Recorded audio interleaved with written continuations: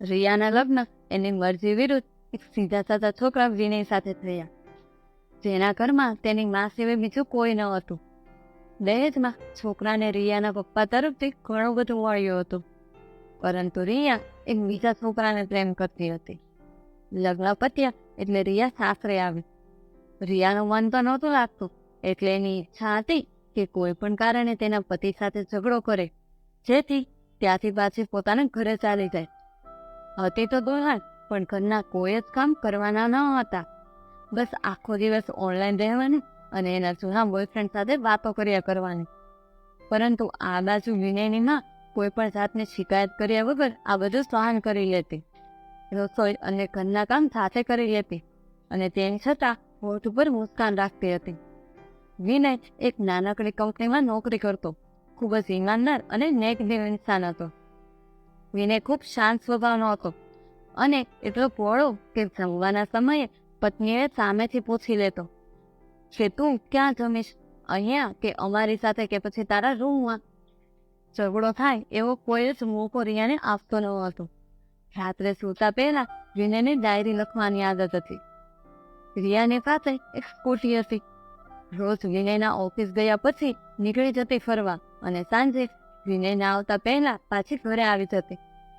રિયાએ ઘણો પ્રયાસ કર્યો ઝઘડો કરવાનો, પરંતુ વિનયના શાંત સ્વભાવ સામે તે જીતી ના શકી. રવિવારના દિવસે વિનયને રજા હતી. ત્રણેય સાથે જમવા બેઠા. રિયાએ સાસુમાના બનાવેલ સારા પકવાનને પણ ઠોકર મારી દીધી અને કહ્યું, એકદમ બકવાસ જમવાનું બનાવ્યું છે આજે. ઉપરથી મા વિશે અપશબ્દો કહેવા લાગે. હંમેશા શાંત રહેવા વાળો વિનય આ સહન ન કરી શક્યો. ગુસ્સામાં વિનયે રિયા પર હાથ ઉપાડી લીધો. રિયાને હાથ જોતું હતું. ફટાફટ સ્કૂટી કાઢી અને પહોંચી ગઈ પોતાના જૂના આશિક પાસે અને કહે છે, મારાથી હવે તો એક ક્ષણ પણ એ કરવા નહીં રહી શકાય. ગામડિયાએ મારા ઉપર હાથ ઉઠાવીને સારું નથી કર્યું. છોકરાએ કહ્યું, અરે તને તો કેટલા દિવસથી કહું છું ભાગી જઈએ, પણ તું છે કે આજકાલ કરે છે. રિયાએ કહ્યું, લગ્નના દિવસે તો હું આવી હતી તારી પાસે કે ચાલ ભાગી જઈએ, પરંતુ તે જ ત્યારે ના પાડ્યું. છોકરાએ કહ્યું, અરે ખાલી હાથે ભાગીને ક્યાં જવું? મેં તો કહ્યું હતું કે ઘરેથી જે મળે એ લઈને આવજે, ઘરેના પૈસા વગેરે. પરંતુ તું તો સાવ ખાલી હાથે જ આવી. ક્યાંય દૂર જિંદગી શરૂ કરવા માટે પૈસા તો જોઈએ ને. રિયાએ કહ્યું, અરે આપણા બંને વિશે ખબર પડ્યા પછી મારા ઘરવાળાએ મારા એટીએમ અને ઘરેના લોક કરાવી દીધા છે. હું શું લાવું? અને પૈસાનો શું છે? એ તો આપણે બંને મહેનત કરીને પણ કમાવી શકીએ ને. છોકરાએ કહ્યું, એ બધું લાગે તને, બાકી ખાલી હાથે ભાગીને તો ઈશ્કનો ભૂત ભૂખના લીધે 2 દિવસમાં ઉતરી જાય, સમજી? અને હા, ઉપરથી તારા નખરા. જ્યારે પણ તને સ્પર્શ કરવા જાઓ દર વખતે કહે, લગ્ન પછી. મારી ઈચ્છાઓ પૂરી કરી ક્યારે? રિયાએ કહ્યું, હા, લગ્ન પછી જ આ બધું શક્ય છે. અને લગ્ન થાય પછી તો બધું તારું જ છે ને.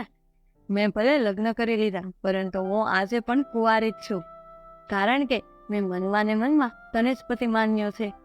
બસ તારા નામનું સિંદૂર બાકી છે. બસ એ લગાવી પછી તારી જ હું છું.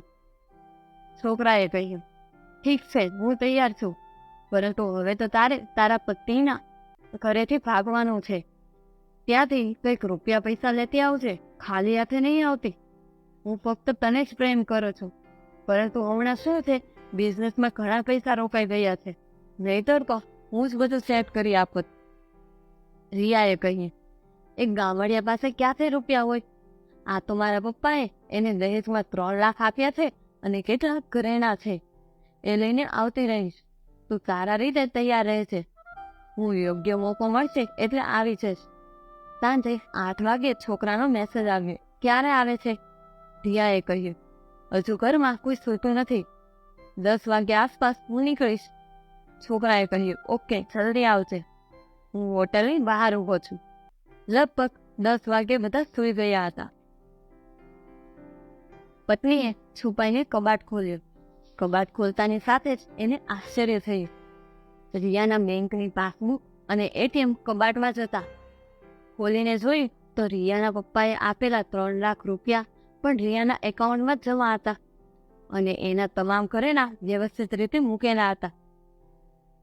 જેના ઉપર એક ચિઠ્ઠી હતી જેમાં લખ્યું હતું, ડિયર રિયા, તારા પપ્પાએ એક દિવસ મારી માનો જીવ બચાવેલો યોગ્ય સમયે લોહી આપીને.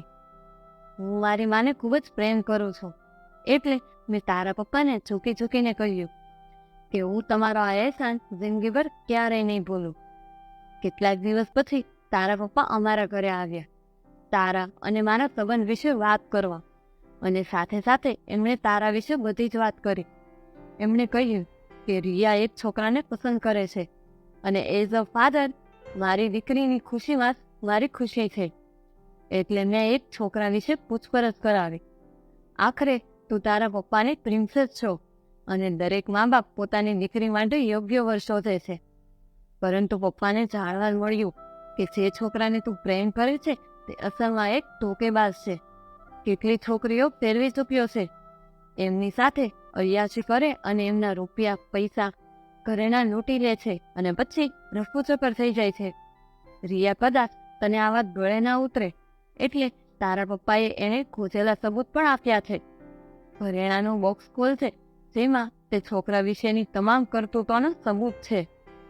રિયા, હું જાણું છું કે હું કદાચ એક આદર્શ પતિ ન બની શક્યો, પરંતુ મેં મારી ફરજ પૂરી કરી અને હું યોગ્ય સમય તો જરૂર બની શકીશ. મને મળેલા દહેજના તમામ રૂપિયા તારા જ એકાઉન્ટમાં જમા કરાવેલા છે અને તારા એટીએમ પાસબુક પણ સાથે જ છે અને તારા પપ્પાએ આપેલા ઘરેણા પણ તેમ જ છે. અને હા, રહી વાત દહેજની, તો દહેજ નામથી મને નફરત છે. મારા પપ્પાએ અંતિમ સમયમાં મને કીધેલું, દીકરા, મર્દ હોય તો કમાઈને ખવડાવશે, પરંતુ દહેજના નામે 1 રૂપિયો ન લેતો.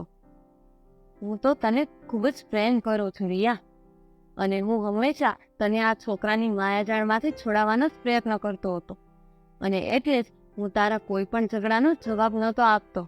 પરંતુ તે દિવસ હાથ એટલે ઉપાડ્યો કે તું મારા વિશે કંઈક કહે તો ચાલે, પરંતુ મા વિશે કોઈ દીકરો કેવી રીતના સહન કરી શકે? તને દુલ્હન બનાવીને જીવન સાથી બનાવવા લાવ્યો હતો. જ્યારે તને પણ પ્રેમ થાય ત્યારે આપણે ખૂબ જ જલસા કરીશું. આખો પત્ર વાંચતા વાંચતા રિયાની આંખો ભરાઈ આવે. રિયાની મોબાઈલમાં રિંગ વાગી રહી હતી, જે વાઇબ્રેશનમાં હતો. સૌથી પહેલા તો એણે સિમ કાઢ્યું અને તોડીને ફેંકી દીધું. બધો જ સામાન પોતાની જગ્યાએ પાછો મૂકીને સૂઈ ગઈ. સવારે જાગી તો વિનય ઓફિસે ચાલ્યો ગયો હતો. નાઈ ધોઈને નવી દુલ્હનની સાડી પહેરીને, માથામાં સિંદૂર અને ગળામાં મંગળસૂત્ર નાખીને રિયા તૈયાર થઈ ગઈ અને ઘરના તમામ કામ પોતાના માથે લઈ લીધા. મિત્રો, જીવનમાં અમુક મોટા મોટા નિર્ણયો નાદાનીમાં લેવાઈ જતા હોય છે. આવા સમયે જો યોગ્ય માર્ગદર્શન ના મળે તો જીવન બરબાદ થતા વાર નથી લાગતી. આ વિડીયો વિશે તમારું શું કહેવું છે? જો તમને આ વિડીયો ગમ્યો હોય તો અમારી ચેનલને લાઈક કરો, સબસ્ક્રાઈબ કરો અને શેર કરો.